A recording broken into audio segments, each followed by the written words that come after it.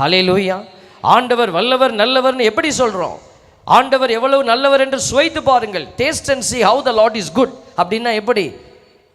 அடுத்தவங்க டேஸ்ட் பண்ணி சொல்கிறதுல இல்லை, நீ டேஸ்ட் பண்ணி பாரு. நீ போய் அதனுடைய காரியத்தை அனுபவிச்சு பாரு.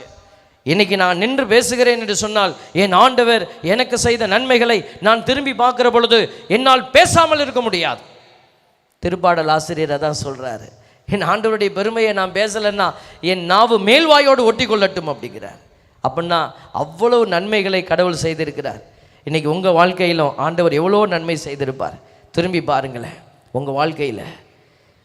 கடந்து வந்த பாதைகளை திரும்பி பார்க்கிறேன், கண்ணீரோடு கர்த்தாவே நன்றி சொல்கிறேன், நன்றி சொல்கிறேன், நான் நன்றி சொல்கிறேன். சொல்லுங்க,